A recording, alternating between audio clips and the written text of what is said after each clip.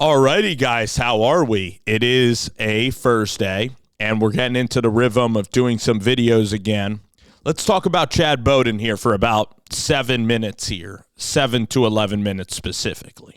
So, Chad Bowden, honestly, in USC right now, they are redefining what recruiting is in real time. This is really fun. You're seeing here something. You're seeing an organization get a bounce that is crazy. It's like you get a new trampoline and you're an average jumper and bam, I want to hit that double bounce and you're not getting any lift, but then you put in like some crazy new tech and bam, it's like you're at a freaking it's like you're literally at like a sky dome inside. It is like you're at a it's like you're at a place where you're just jumping out of the gym. You know, the Patriots right now, or the USC Trojans, are like corking up a bat. That's how good it is. It's like Sammy Sosa on a steroid program. Chad Bowden is like that, and he's not cheating like steroids, okay? So some people might get that negative connotation, but I think he's rocking the college football world. Now, I wish I knew people inside of the college football world. Like, I'd love to get truth serum right now from Marshall Malkow and Dan Lanning. I'd like to have a beer with them, all right, and I'd like them to just say their true opinions on Chad Bowden, because I would guess they would say, Chad Bowden, I can't stand that guy. I hate that guy. He's a threat. He's taking the players that we have. So Jen Cohen and Chad Bowden, those two guys, and Lincoln Riley, I give them a lot of credit. Danton Lynn, you got to give the coach credit for recruiting. But oftentimes, you know how people say that you have to have alignment. Well, Jen Cohen, she went out there at Fresno State. She hired Kalen DeBoer, and then I believe she hired DeBoer back at Washington. She is turning out to be an elite athletic director. And what people need to know about USC is, well, they have a good basketball program. I know that. They have a good women's program. I do know that. They do have a good men's program with Eric Musselman that's going to get better and better. But guess what adds to success as an athletic program? Guess what brings in money to academia as a program, as an institution? It's when your football program is thriving, all right? And in the early 2000s with Pete Carroll, Matt Leinart, we can look at, I believe, Reggie Bush. We can look at Brian Cushing and just unbelievable football talent there at USC. Those were the glory days. The glory days are heading back to USC. I'm going to pull up my phone and read you this class, all right? I'm going to read you this class of players. It is unbelievable, this class.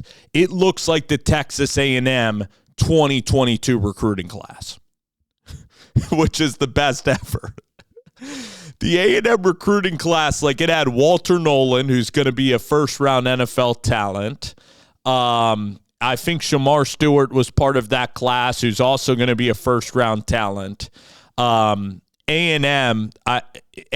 unbelievable. All right, that class of talent on the defensive side of the football. They took about 5 defensive linemen, and a lot of them ended up hitting. But because of Jimbo Fisher, because of just no leadership at the top, they didn't know how to put an offense together. They didn't know how to play complementary ball. It didn't work because of Jimbo Fisher, okay? But I even think this USC class, I think it can even be more consistent. Those Texas A&M guys, some of them really hit, but some of them also did flame out. That's just the reality of it. USC class 2026. So we're going to read each player right here. If the class were to end today, it would be already a remarkable class. Honestly, Xavier Griffin is a player out of Gainesville. That's the highest rated player. Gainesville, Georgia, that is. All right. So I'm excited to even break down his tape. RJ Sermons is a cornerback. He's the next highest rated player on that list. All right. Excited to break down his tape. Katanga, think he's an A-list player, think he's an unbelievable edge rusher with NFL potential. Jamian Winfield, total stud player, could be an early round NFL draft pick as a defensive tackle out of Richardson, Texas, which is right there in North Texas. All right? You got a player out of Los Angeles and Brandon Lockhart, another cornerback in this class. He committed very, very early, committed in 2023, so he's a diehard USC guy. All right, Tom Tupo. All right, he was an Oregon transfer, and he has massive talent. So you put Winfield and Tupo together, that is a remarkable defensive line. And then Katanga rushing off of the edge.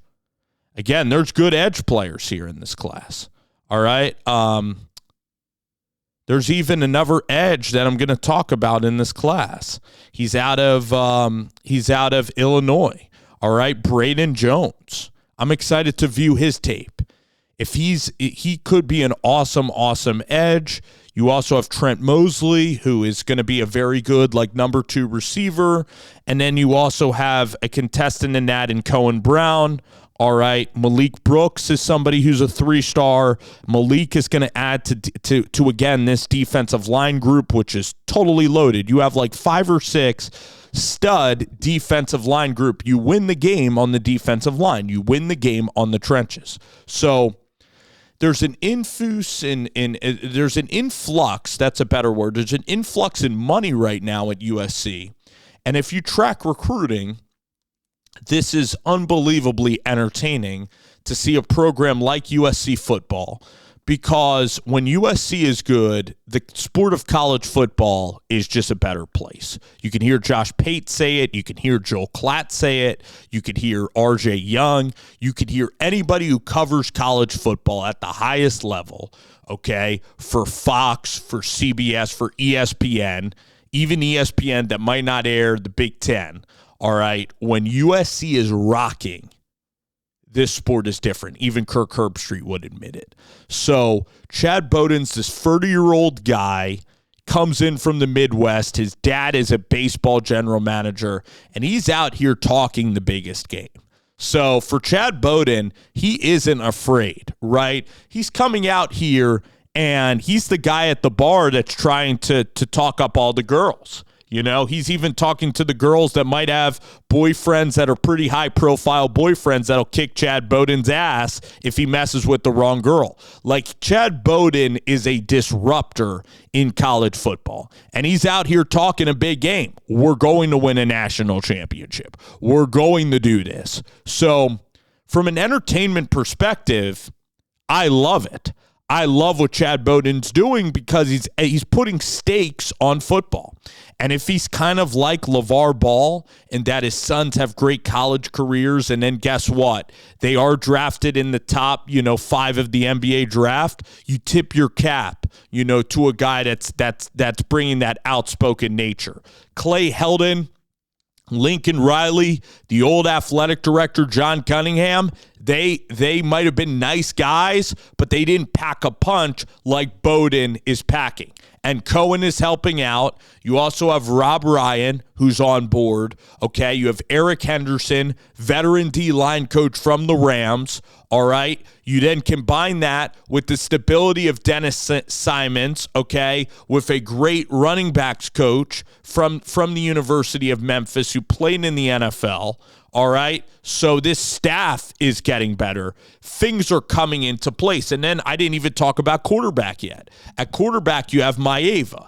At quarterback, you have Sam Heward, who's a former 5-star quarterback who could be here with a couple of years of eligibility. You also have Luke Heward, who is a very good quarterbacks coach, who's his uncle in the process. You have Hassan Longstreet and Jonas Williams. These are both high 4-star guys. Longstreet's actually a 5-star guy. And A&M honestly lost Longstreet, and I think that's going to be a big factor. So you're going to have Longstreet competing in the future when all of these D linemen are getting better. You're going to have Longstreet competing with Jonas Williams, and one of them is going to be exceptional as a starting quarterback. These guys, the ceiling of Longstreet and Jonas Williams is honestly being All-American good. That's how good these quarterbacks can be at USC. They both have elite speed. Longstreet has the biggest arm that you're going to see. Jonas Williams has a little bit of a weaker arm than Longstreet, but Jonas Williams' arm strength is still like a 9 out of 10. Jonas Williams' playmaking is an elite 5-star. Jonas Williams, when this class is all said and done, he could be the number one quarterback in this class that I rate, even over like a Ryder Lyons. And we're going to also look at Curtis as a quarterback, and is Curtis going to be, that big-time quarterback as well that's coming out of Nashville. So right now, what is Oregon do? Is Oregon right now for Oregon, my strategy to them, because again, people know that I view this show, that people know that I'm a college football fan. All right. I didn't grow up on the West Coast absolutely despising USC, but a lot of this channel and a lot of subscribers know that I love the Dan Lanning hire. All right. And I follow Oregon football pretty closely. Went to the Big Ten championship last year. They just hired Ross Douglas as a wide receiver coach. You have in Elijah Rushing. You have Jeremiah Johnson. All right. Mateo Yu. It's time that your homegrown defensive line talent at Oregon, it's time that the homegrown guys that you got on the defensive line, it's time that they really start elevating. The running backs, the wide receivers, the offensive line, that is done well from a homegrown perspective. But the defensive line, the best players at Oregon have been transfers. Linebacker, they've used on transfers. Safeties, they're using that on transfers. And Oregon went undefeated last year and won the Big Ten championship, so it wasn't a failure.